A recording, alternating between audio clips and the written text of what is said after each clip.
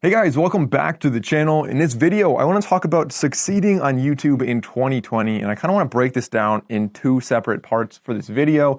And starting on YouTube, we talked about how it's not too late to start in 2020. We talked about some things that you can do to help start off your growth.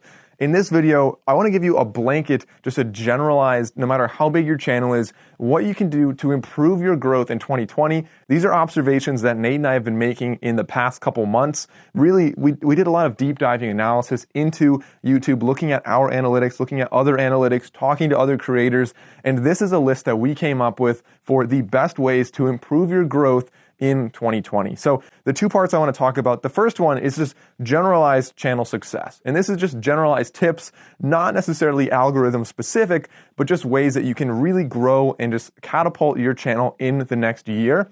Then part two, I really want to talk about some algorithm specific things. So how you can make each specific video perform better on YouTube through, some of these different tricks right here, what you need to focus on, where you should really be optimizing your videos in terms of length and like quality and frequency and stuff like that. So definitely a lot to talk about in this video. I want to start off though, like I said, with channel success. Now, the first one that I think is really important, you hear this all the time, and I have to say in this video, content is king. So number one, your content needs to be really high quality. You need to focus on it. You need it to be original. You need it to be unique. You need it to be interesting. You can't just go out there and just put out content that's kind of junky or looks like a home video or isn't really fully thought out or has incorrect information.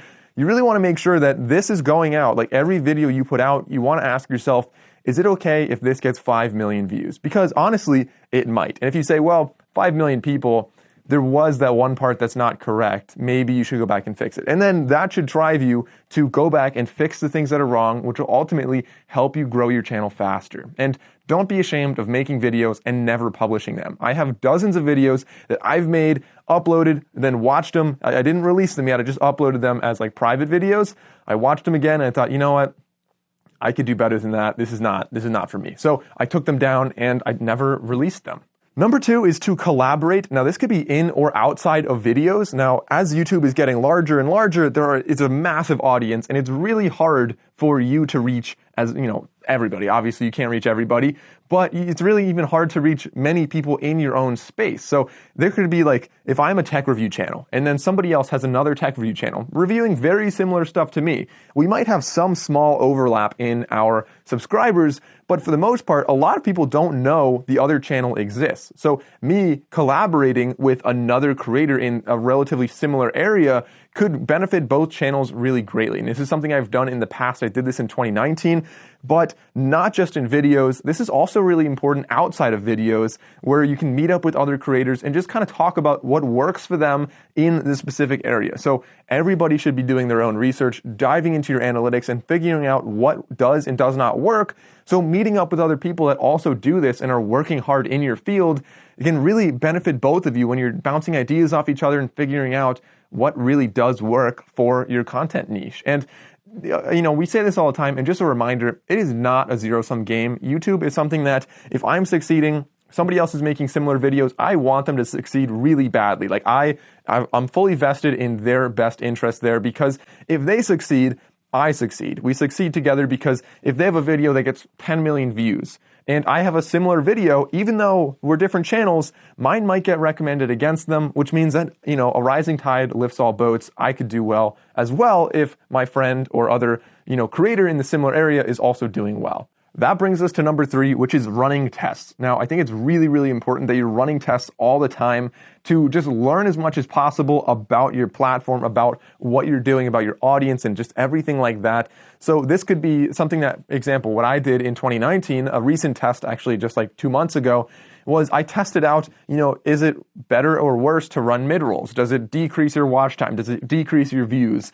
And then changing different things on the thumbnail. If I add the logo, do people recognize my brand? If I add, bigger text or even no text at all, does that increase the click-through ratio? So you want to do different tests where you have actual like professional proper experiments going on, where you have a control group and you really just follow the full scientific method there to just make sure that whatever you're doing is a proper experiment. You can have an A to B comparison and really determine, if one variable helps you or hurts you, which can obviously increase your growth on YouTube.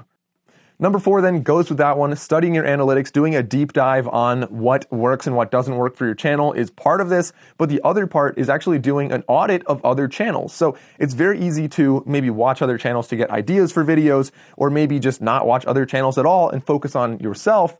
But if you are able to look at other videos objectively and think about what are they doing, what was their best video, why was it their best, and what did they do differently from me? Do they have a different intro? Do they have more music in there? Do they have a different kind of thumbnail? And then bring that back to number 3, run an experiment on that with your own channel, and don't copy people obviously, but you can say like, hey, maybe if they have background music, maybe I can try that, right? So trying different things in that sense will definitely help you as well. And that brings us into number 5 then, which is to set goals, operate efficiently. So really try to make systems and make everything. Don't waste your time on email too much. Don't waste your time on Instagram too much or watching too much on YouTube. Create a good balance, create a good system that you're being effective, but you're also growing very quickly. You're spending an equal amount of time on like research and development. So like discovering what works, as well as, creating new content, interacting with your audience. Create a good balance and just operate more like a business and less like somebody just filming videos in their basement for fun, right? Because when you're operating more like a business, you're looking at things in a more logical way to figure out what is going to optimize your growth. So that brings us into part B, which I think is very interesting. This is stuff that we have observed and other creators that we've been talking to also observed about the YouTube algorithm. So what works and what doesn't work today and moving forward in 2020, how is the YouTube algorithm really trending? So the first thing is the video length. Now, way back in the day, 2-3 minute videos were the biggest thing on YouTube. And then gradually it moved up to 5-minute videos. Then maybe like the Casey Neistat area was like the 8-minute videos. So 2016, 2017, people putting out 8-minute videos every day really thrived on YouTube. But now, if you start looking at what they are, they're getting a little bit longer. So people are moving away from television watching and people are moving towards watching things online. So YouTube is a great medium for people to, consume media. And because of that, people are used to, you're getting some TV viewers moving into YouTube. I'll show you where I'm going with this. And they want to watch kind of longer content. They want to be clicking, they don't want to click through videos nonstop. So right now, something around 13 minutes seems to be the optimal video length, and you'll see people like Mr. Beast doing this, and a lot of the really big, really successful YouTubers are starting to use longer content. Now, this also depends on category as well. If you're talking about maybe like a tutorial, for example, I've seen videos that are an hour and a half long and they perform extremely well. So don't think that you should be stuck on an 8-minute video like try to copy what Casey Neistat did a couple years ago, because it worked really well then. But now, longer content seems to be what the algorithm is kind of preferring a little bit. Number 2, this one should be pretty obvious. You really shouldn't be streaming too much anymore. Streams generally seem to hurt your channel more than help them. They get fewer views, and it's something that YouTube, they put it out there. It seemed like it was a little bit half-baked. It wasn't really what they actually wanted, I think. And then now it doesn't really work so well at all. So I wouldn't be surprised if they even got rid of streaming eventually, but streaming doesn't really seem to be the optimal way to present media on YouTube. Now, on the flip side, something that you can utilize that I've been experimenting with, and I think it works really well now, is actually creating posts. So in between your videos, if you post 2 videos a week, maybe throw out one post, just a poll or just some kind of message to your audience and get them to engage. And maybe it's not a video, obviously it's a post, but maybe it's going to provide other value. Maybe you give them a good picture. Maybe it's something funny. Maybe it's something, just a discussion with them. And it's a good way to interact with your audience, engage in a little bit more discussion, and become a little bit more personal and better friends with your audience. Number 3, tags really don't mean anything anymore. So in the new beta studio, you'll see that they kind of moved it down into like advanced settings. And even above there, it says you don't really need tags. They're good for like misspellings is what they said, which means tags are no longer the way that YouTube is going to identify your video. Instead, they're going to use their own, they're going to listen to your video and figure out what you're saying. So like text or voice to text right there, figure out what it is, what the script is in your video, and they're also going to look at your title and your description. So you really want to focus a little bit more effort for 2020 away from your tags. Really don't even worry about those, and focus more on your description to really fill that out, make it as significant as possible. Don't just have links to like your camera gear, but actually include what the video is about. Talk about things. Utilize that almost as like a blog post, because the more you can write there and the more relevant information you put there with specific keywords, the better your video is, or more likely your video is to rank. Number 4 then is bold yet sort of simple thumbnails. Now, in the past, we might have seen some people hire like graphic designers or just make these really gaudy, like just over the top thumbnails, and people make like the weird faces. I don't know why everyone does this. Everyone thinks they need to make a really weird face in their thumbnail. And then, so they make this weird face, they have a whole bunch of like dollar signs behind them, crazy green and red stuff going all over the place, and then some text that's like bright yellow. And it's honestly just really hard to look at. And those videos generally don't do as well now as maybe they did a couple of years ago. Now, YouTube is trending towards, or at least the people watching YouTube are really clicking more on the simpler thumbnail. So sometimes just a picture with no words at all. Sometimes a picture with 2 or 3 words, sometimes a picture with just a big number on it. So you want something a little bit simpler. And again, this can vary from one niche to the next.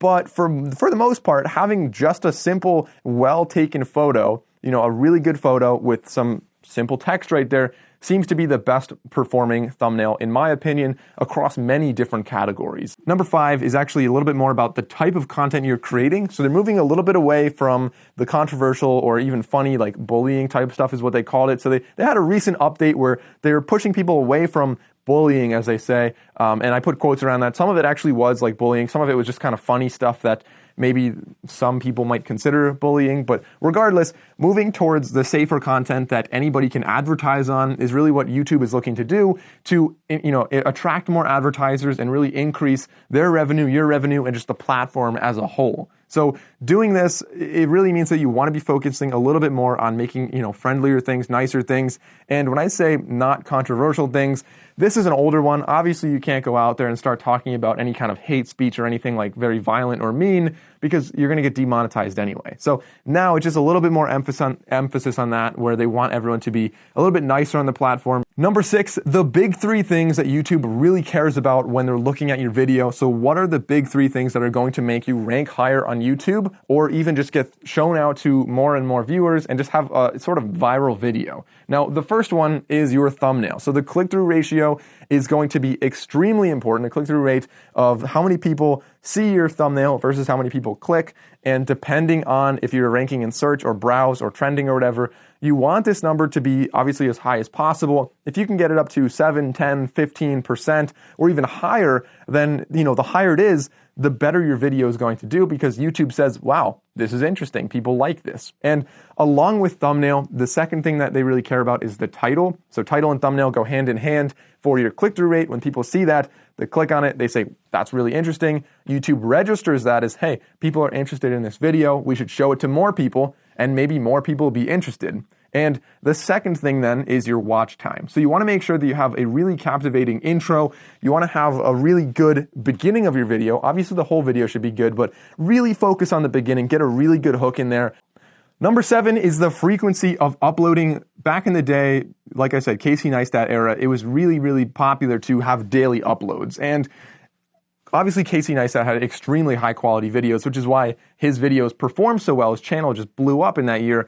But a lot of other people performed very well without even really high quality content, just by uploading so frequently. So YouTube did reward the frequent uploads, the daily uploads, or every other day uploads. They rewarded that, and people grew more quickly. But now what the algorithm seems to be trending towards is, again, you have to think about what they're doing here. So people are moving away from television onto YouTube. So YouTube's growing in that sense. They're growing in advertisers. They want better, higher quality content, and they don't really care as much about how frequently you upload. So number 1 thing to focus on kind of goes back to number 1 in this entire video. Content is king. You need to have the best quality content you possibly can.